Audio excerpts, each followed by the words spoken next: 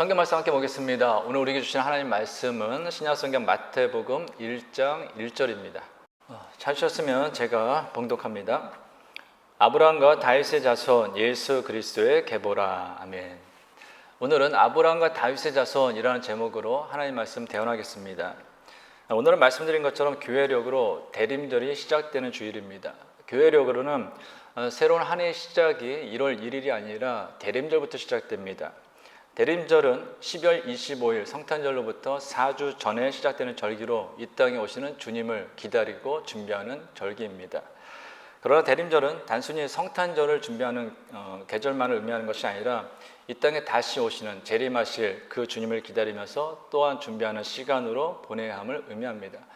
그래서 오늘부터 성탄주일까지는 예수님의 오심에 대해서 함께 말씀을 나누고자 합니다. 오늘 본문 1절입니다. 아브라함과 다윗의 자손 예수 그리스도의 계보라. 아멘. 여기서 계보로 번역된 헬러 게네시스는 계보, 족보라는 의미 이외에 탄생, 기원이라는 의미도 지니고 있습니다. 창세기의 제네시스가 바로 이 단어에서 시작되었습니다. 마태가 계보, 족보만을 의미하려고 했다면 굳이 이 단어를 쓰지 않아도 됩니다. 그럼에도 불구하고 탄생, 기원을 의미하는 이 게네시스라는 이 단어를 쓴 이유는 구약의 창세기와 연관시키려는 그 의도가 있다라고 많은 학자들이 이야기합니다. 즉 창세기가 인류의 역사와 하나님께서 속한 백성의 시작점이듯이 예수 그리스도가 이 땅에 다시금 예수 그리스도 안에서 새로운 시작임을 알려주기 위해서 이렇게 기록했다라는 것이죠. 그래서 마태복음은 창세기의 속편이다라고 이야기하기도 합니다. 근데 마태는 이 마태복음을 기록하면서 첫 문장에 예수님에 대해서 소개하면서 아브라함과 다윗의 자손이다라고 소개하고 있습니다. 예수님께서 아브라함과 다윗의 자손이다라는 것에는 다음에 몇 가지 의미가 있습니다. 첫 번째로 예수님께서 어느 날 우연히 이 땅에 오신 분이 아니라 하나님께서 약속하신 대로 이 세상에 오신 분이다라는 것입니다. 하나님께서는 아담과 하와가 하나님의 명령을 어기고 선악을 알게 하는 남의 열매를 따먹음으로 죄인이 되었을 때 여자의 후손으로 메시아가 그리스도가 이 땅에 오실 것을 말씀하셨습니다. 창세기 3장 15절입니다. 내가 너로 여자와 원수가 되게 하고 내 후손도 여자의 후손과 원수가 되게 하리니 여자의 후손은 내 머리를 상하게 할 것이요 너는 그의 발꿈치를 상하게 할 것이니라 하시고. 아멘. 이 구절을 가리켜 최초의 복음, 또 원복음 오리지널 가스펠이라고 이야기합니다. 그런데 이 구절에 나타난 복음의 핵심은 여자의 후손이다라는 것입니다. 모든 사람은 남자와 여자의 관계 속에서 남자 여자의 합작으로 태어납니다. 그런데 인류 역사 가운데 오직 한 분, 남자의 힘을 빌리지 않고 태어나신 분이 있습니다. 바로 예수님입니다. 마태복음 1장 16절입니다. 야곱은 마리아의 남편 요셉을 낳았으니 마리아에게서 그리스도라 칭하는 예수가 나시니라. 아멘. 예수님의 계보에 보면은 부부관계에서 태어난 자녀들은 정확히 명시되어 있습니다. 그러니까 살몬은 라합에게서 보아스를 낳고 보아스는 루색에서 오벳을 낳고 다윗은 우리아의 아내에게서 솔로몬을 낳았다라고 정확하게 기록이 되어 있습니다. 근데 예수님의 경우는 좀 다릅니다.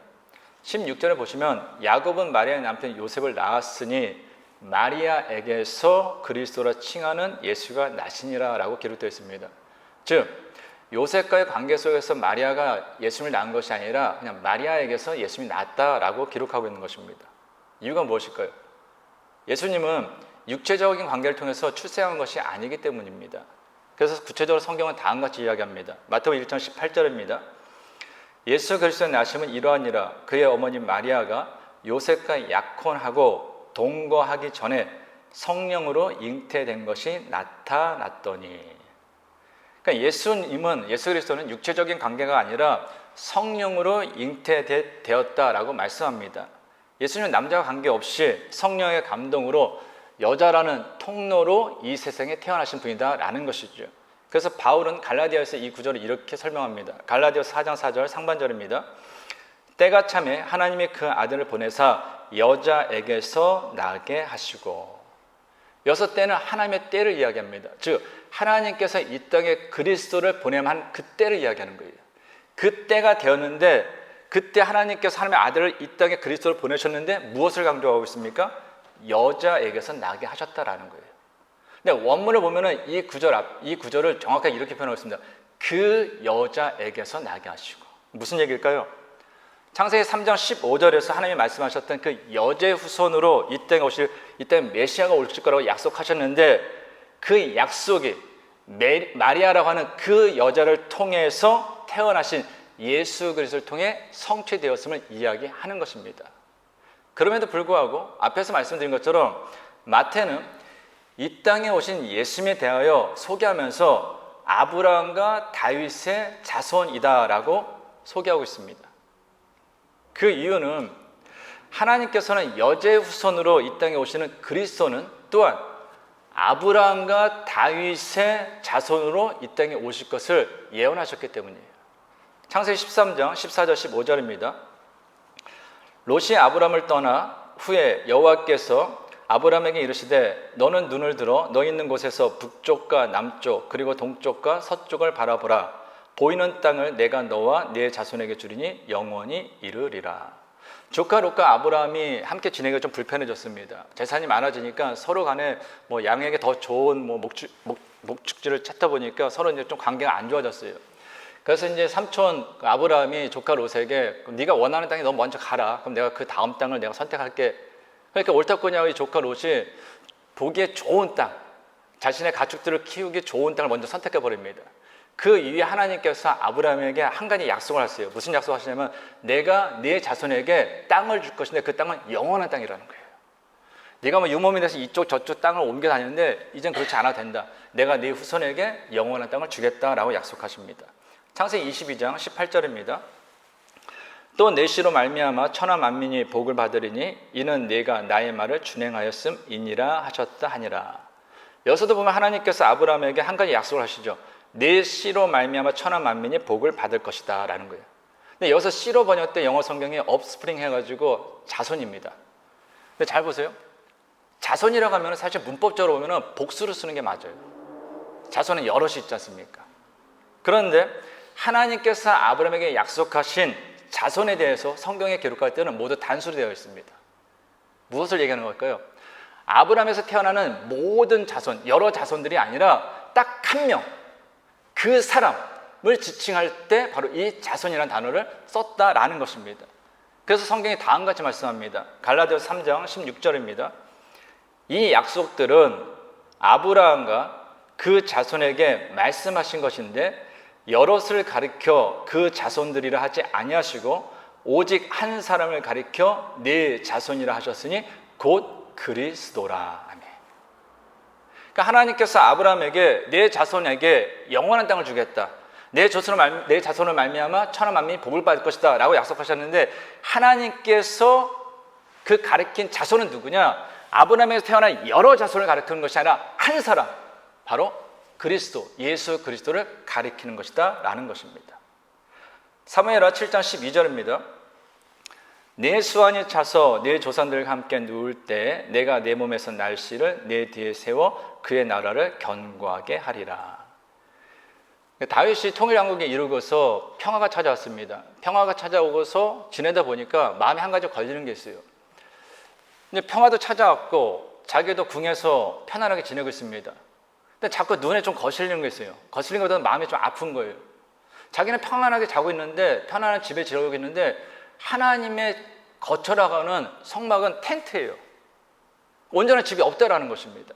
그게 마음에 걸려가지고 하나님 앞에 이야기하는 거예요. 하나님, 제가 하나님을 위해서 하나님의 집을 짓겠습니다. 오늘날 얘기하면 성전이 있죠. 그때 하나님께서 말씀하시는 거예요. 야, 나는 이 땅에 있는 모든 이 온 우주가 내 집이야. 나는 어느 한 곳에 갇혀 있는 존재가 아니라 하나님이 아니라 여기든 저기든 너희가 있는 곳에 내가 있는 곳에 모든 곳에 충만한 곳이야. 충만한 분야라고 이야기를 합니다. 그럼 굳이 나한테 그렇게 안 해도 된다라는 거예요. 그러면서 하나님께서 다윗에게 한 가지 약속을 하세요. 내가 네 마음이 너무 좋으니까 네 몸에서 날 네 씨를 내 뒤에 세워가지고 그의 나를 내가 견고하겠다라고 합니다. 그래서 씨라는 단어가 바로 offspring, 바로 자손입니다. 근데 이 씨, 이 자손도 뭐예요? 아브라함에게 하나님께서 약속하셨던 것처럼 복수를 이야기하지 않고 단수를 이야기합니다. 그러니까 다윗의 자손 한 사람, 누굽니까? 바로 예수 그리스도. 다윗의 자손으로 오실 그 예수 그리스도를 통해서 이 땅에 있는 모든 사람들이 안식을 취할 수 있는 그 집을 내가 세워주겠다라는 약속이죠. 이처럼 하나님께서는 이 땅에 오시는 그리스도에 대해서 아브라함과 다윗의 자손으로 오실 것을 약속하셨습니다. 그리고 하나님께서는 아브라함과 다윗에게 약속하신 대로 이 땅에 그리스도로 보내주셨는데 그분이 바로 예수님이다 라는 거예요. 그래서 마태는 마태복음을 통해서 예수님에 대해서 소개하면서 가장 먼저 아브라함과 다윗의 자손 예수 그리스도라고 소개하는 것입니다. 여기서 우리는 매우 중요한 사실 하나 깨닫게 됩니다. 그것은 하나님께서는 당신이 약속하신 것, 당신이 말씀하신 것에 대해서는 반드시 지키시고 행하시는 분이다라는 것입니다. 사실 하나님의 입장에서 보면요, 아브라함과 다윗은 그렇게 신실한 사람이 아닙니다. 아브라함은 하나님께서 약속하셨음에도 불구하고 그 약속을 기다리지 못하죠. 그래서 그의 아내 사라의 여종 하갈에서 아들을 낳습니다. 다윗은요, 육적인 욕망에 눈이 멀어서 다른 사람의 아내를 취합니다. 간음을 해요. 그리고 그 사실을 감추고자 자신의 충성스러운 그 사람, 남편, 자신의 신하를 죽인다라는 것입니다. 그러니까 아브라함과 다윗은 죄와 허물이 많았던 사람들이에요. 그들은 모두 인간의 그 연약함, 어리석음, 육적인 욕망으로 인해서 넘어지고 쓰러졌던 사람들이다라는 것입니다. 그러면서 중요한 건 뭐예요? 하나님께서는 그들에게 하신 약속을 지키셨다라는 것입니다. 그들은 하나님께서 하신 약속을 기다리지 못하고 육적인 욕망에 넘어지기도 하고 하나님과의 약속을 어기기도 했지만 하나님께서는 그들과 하신 약속을 지키셨다라는 것입니다. 근데 이것은 아브라함과 다윗에게만 해당되는 건 아니죠. 우리 인간은 늘 언제나 하나님 앞에 많은 약속을 합니다. 은혜 받아서 약속하고요. 어떨 때는 어려움을 당해서 약속합니다. 사람들이 어디 들어갈 때 마음이랑 어디 나올 때 마음이 다르다는 것처럼요, 은혜 받아서 약속했을 때 또 어떨 때는 형편이 안 좋아서 간절해서 약속했을 때 그걸 하나님 앞에서 어길 때가 얼마나 많습니까? 만약에 하나님 앞에 약속한 대로만 모든 사람들이 지키며 살았다면 이 세상은 이렇지 않을 것입니다. 너무나 쉽게 잊어버려요. 심지어 저도 수많은 약속을 들었었습니다. 한국에서 목회를 할 때든 호주에서 목회할 때든 목사님 제가요 교회 안에서 수많은 약속을 들었습니다.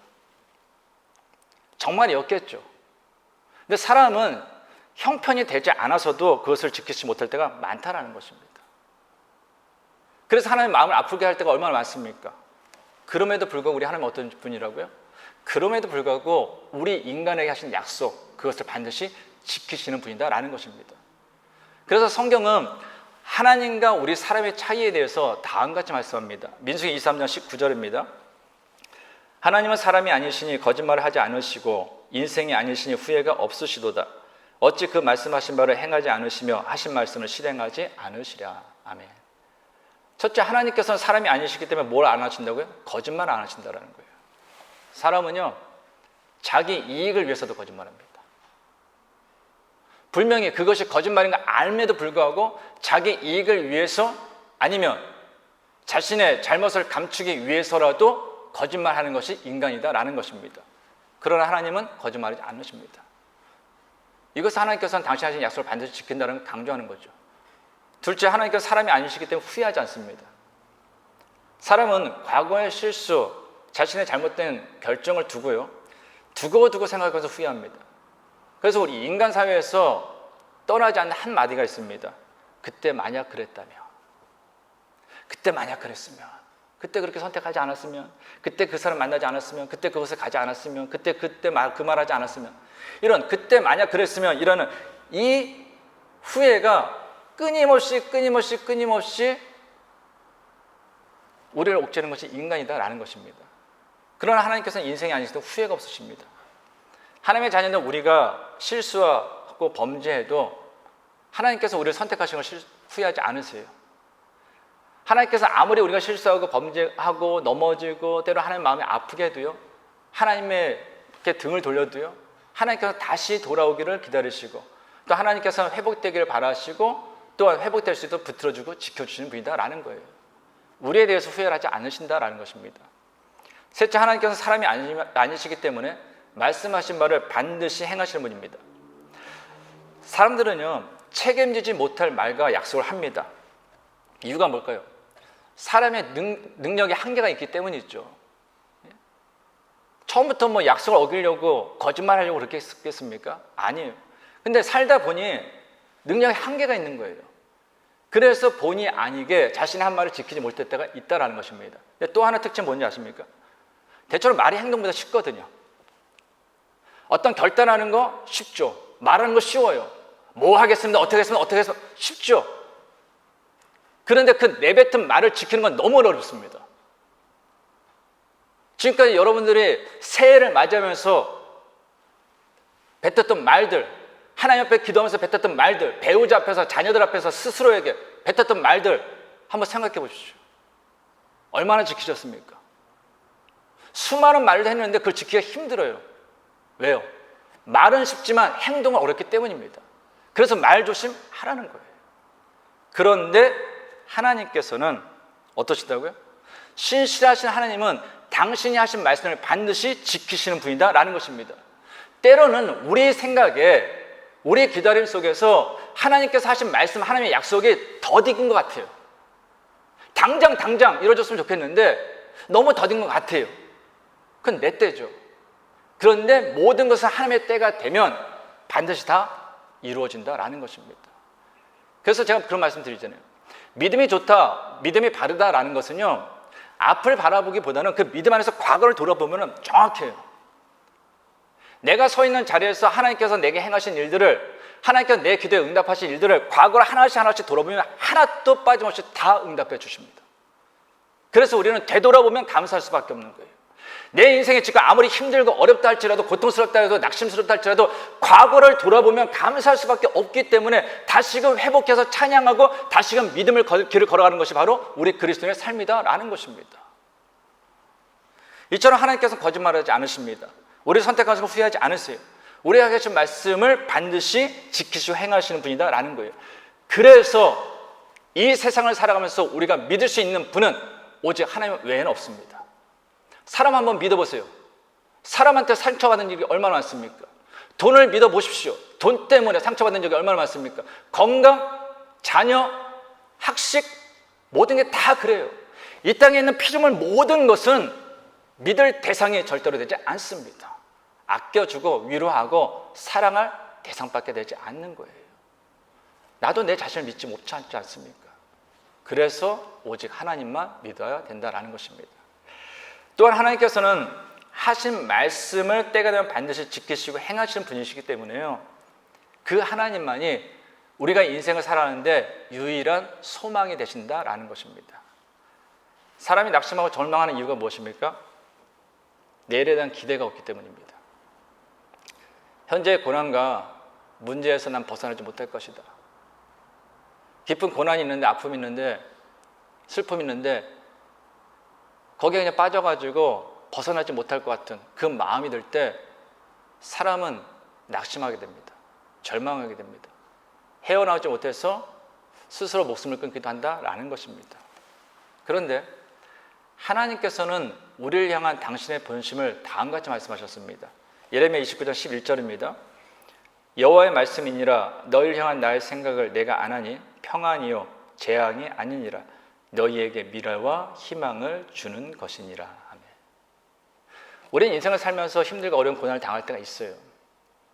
근데 두 가지 때문에 크게 당한다고 그러지 않습니까? 하나는 내 잘못된 선택이에요. 내 잘못된 선택 때문에 고난을 당하는 경우가 있다는 거예요. 내 실수, 내 잘못 때문에. 또 하나의 고난은 하나님 안에서 하나님께서 나로 하여금 모진 부분, 잘못된 부분을 깨트리고 씻고, 그래서 하나님의 사람으로 바르게 성장하게 하려고, 훈련시키려고 하는 그런 고난이 있다라는 거예요. 근데 하나님의 본심은 뭐라고요? 우리가 인생을 살면서 이런 고난이든 저런 고난이든 그 고난을 당하는 것이 하나님의 본심이 아니라 평안이라는 거예요. 그래서 예수님께서도 내가 너에게 평안을 준다라고 말씀하시지 않았습니까? 하나님께서는 오늘의 인생 가운데 절망, 어둠을 주길 원하시지 않는다는 거예요. 내가 비록 때론 힘들고 어려운 일이 있다 할지라도 하나님께서 우리에게 주길 원하시는 건 뭐냐면 미래와 희망이라는 것입니다. 그래서 인생을 살면서요, 힘들 수 있습니다. 어려울 수 있어요. 이스라엘 백성들이 이집트에서 노예 생활을 하기도 하고 바벨론의 포로를 끌려가기도 하고 합니다. 그런데 하나님의 때가 되었을 때 그들은 다 돌아왔어요. 지금의 힘든 상황만 보지 마십시오. 우리가 그 하나님께 소망을 두고 살아간다면요, 우리는 하나님께서 주시는 그 평안을 얻을 수 있습니다.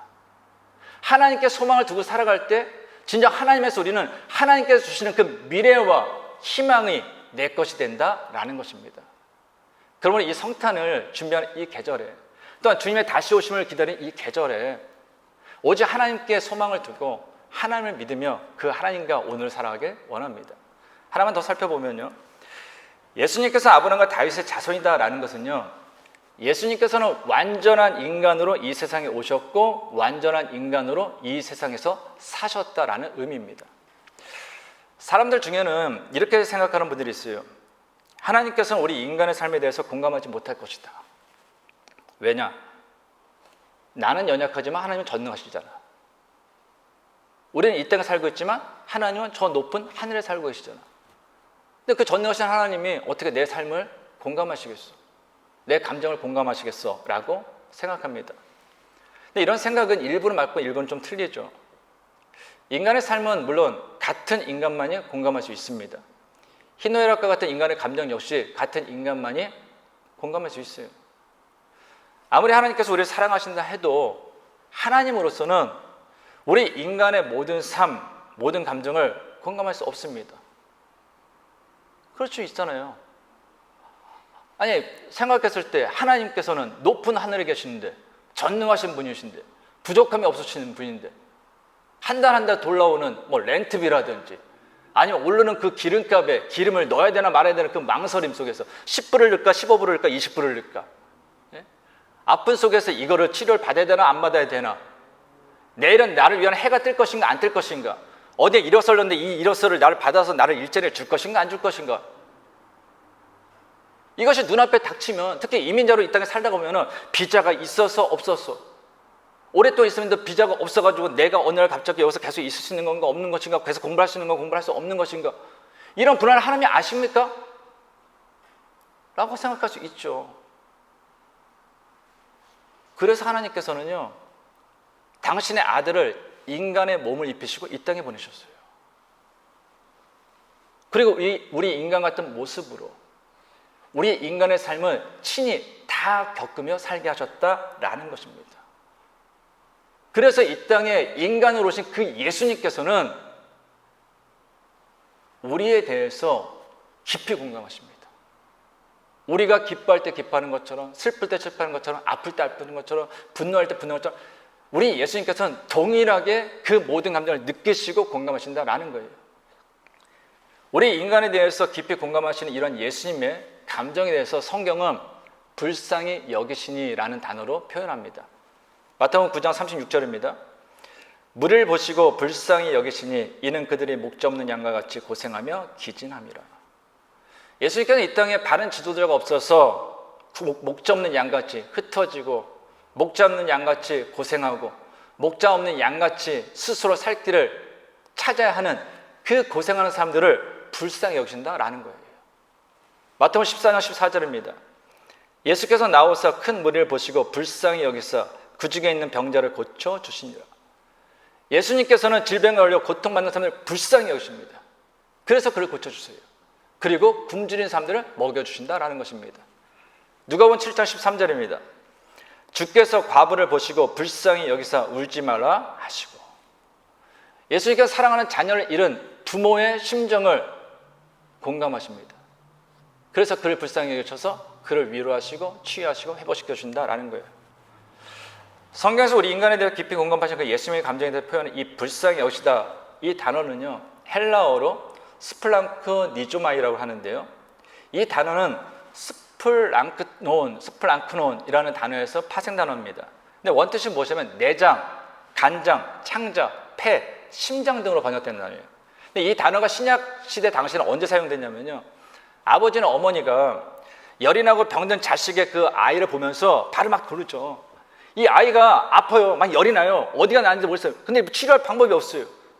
그거 보면 어떻게 했습니까? 엄마 아빠가 발을 고르면서 가슴을 치면서 내가 아팠으면 좋겠다, 내가. 이때 사용된 단어가 바로 이 단어예요. 불쌍히 여겼다라는 단어.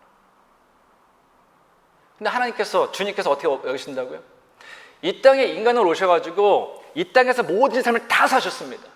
사실 우리보다도 더 밑바닥에서부터 가장 큰 고통과 아픔, 사람들보다 상처와 배신을 다 당하시면서 십자가의 죽음을 당하신 분이 예수님이잖아요. 우리는 예수님의 오심을 틀을 장식하고 선물을 포장하면서 기뻐하지만 사실 하나님의 입장에서는, 예수님의 입장에서는 십자가에서 죽으시기 위해서 오신 고난의 순간이다라는 것입니다. 물론 그날로 끝나는 것이 아니라 3일 뒤에 부활하시기 때문에 우리에게 가장 큰 절기는 부활절이 되는 거예요. 근데 예수님께서 왜 그렇게 고난 당하시는 인간의 몸으로 오셨습니까? 우리의 아픔을 공감하시기 위해서예요.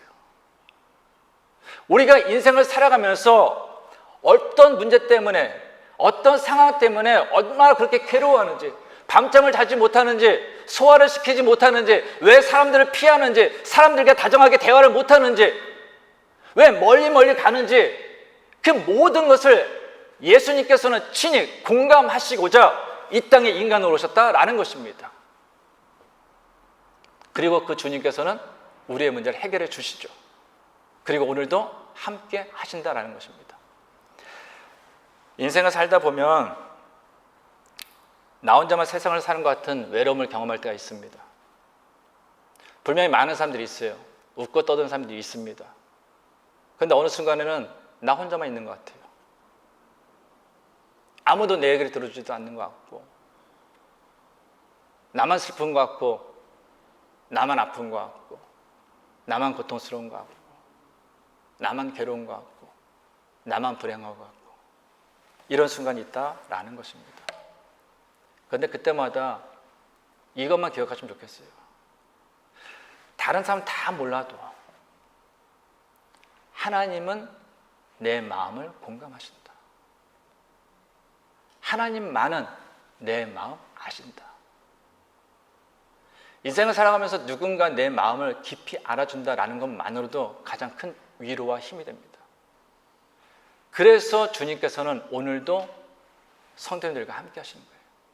그래서 주님께서는 오늘도 내 마음속에서 나와 늘 언제나 함께 하시는 것입니다. 바라건대 사랑하는 성도들 모두 인생을 살아가면서 때로는 힘들고 어려울 때가 있을 것입니다. 그러나 그때마다 그래, 하나님이신 예수님께서는 연약한 나를 이해하시고자, 나를 위로하시고자, 나의 문제를 해결하시고자, 나와 친히 함께 하시고자 나와 같은 인간으로 이 땅에 오셔서 나와 함께 사셨지. 그리고 오늘도 나를 위해서 기도하시며 오늘도 나의 문제를 해결해 주시지. 그것을 꼭 기억하심으로 다시 일어서시고 다시 기쁨을 회복하시고 하나님께서 허락하신 그 오늘이라는 시간을 정말로 감사함으로 행복하게 살아가는 하나님의 자녀들 될 수 있기를 간절히 주님의 이름으로 축원합니다. 기도하겠습니다. 하나님 아버지, 하나님께서는 사람이 아니시기에 거짓말을 하지 않으십니다. 하나님께서는 사람이 아니시기에 후회가 없으십니다. 하나님께서는 사람이 아니시기에 말씀하신 바를 반드시 행하십니다. 그러므로 인생을 살면서 하나님만 믿고 의지하며 살아가게 하옵소서. 또한 저희와 같은 인간으로 이 땅에 오신 주님께서는 저희의 외로움과 절망, 아픔과 슬픔, 고통에 공감하시는 분이십니다. 그 주님께서 오늘도 저희와 함께 하십니다. 저희의 문제를 해결해 주십니다. 저희의 인생을 책임져 주십니다. 그러므로 주님과 함께 오늘을 살아가게 하옵소서. 예수님의 이름으로 기도하옵나이다. 아멘. 우리 시간 다시 기도하는 마음으로 찬양하며 주님께 기도합니다.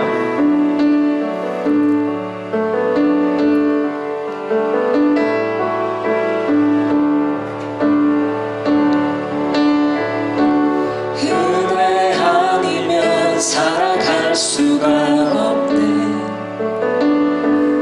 호흡마저도 다 주의 것이니 세상 평안과 위로 내게 없어도 예수, 오직 예수뿐이니. 한번 더 찬양합니다. 은혜 아니면 살아갈 수가 없네. 호흡마저도 다 주의 것이니 세상 평안과 위로 내게 없어도 예수, 오직 예수뿐이네. 그 신 계획은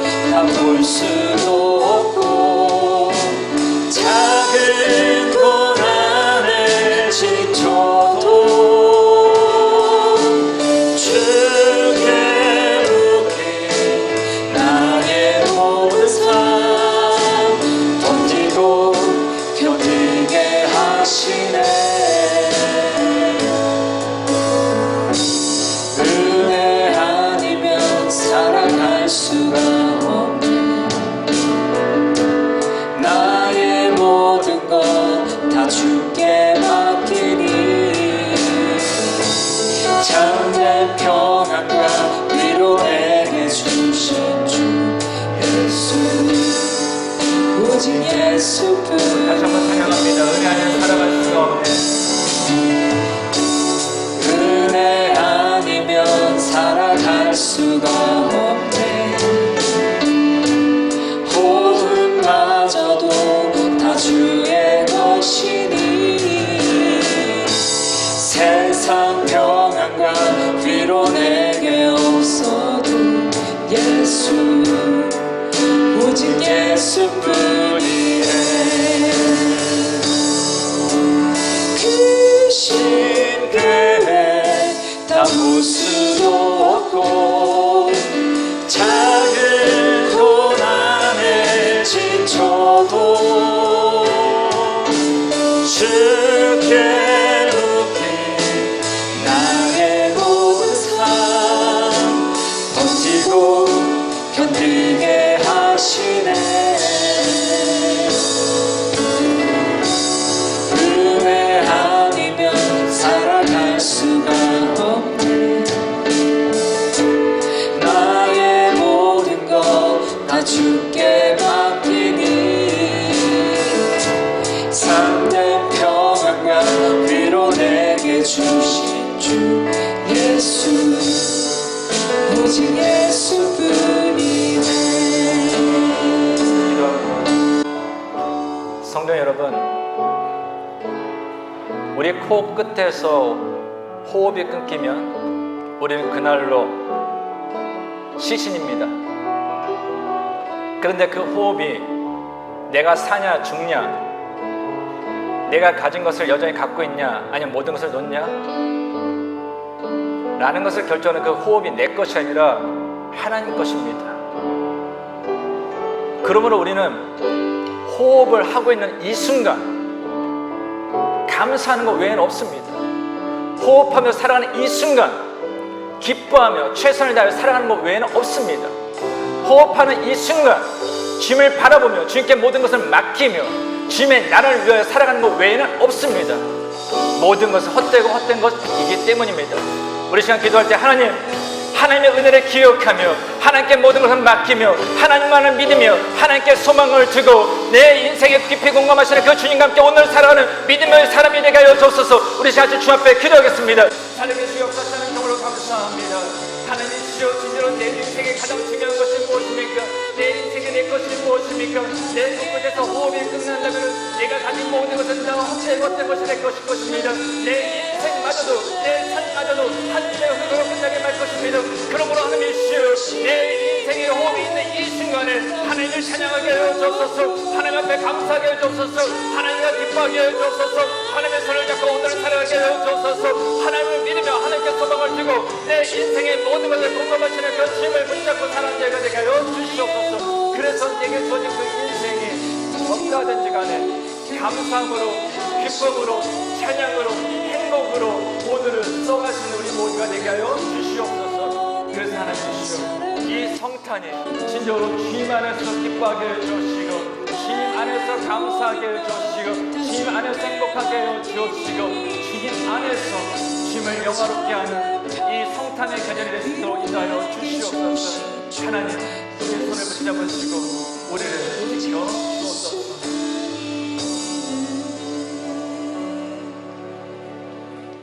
이제는 우리 주 예수 그리스도의 은혜와 하나님의 크신 사랑과 성령님의 교통하심이 약속하신 것을 반드시 지키시고 행하시는 하나님만 믿고 의지하며 우리의 외로움과 절망, 아픔과 슬픔, 고통에 공감하시며 늘 언제나 함께 하시며 우리의 문제를 해결해 주시는 주님과 함께 오늘을 살아가기를 원하는 모든 성도들과 가정과 세우시는 기업 위에 이제부터 영원까지 함께 하시기를 간절히 축원하옵나이다. 아멘.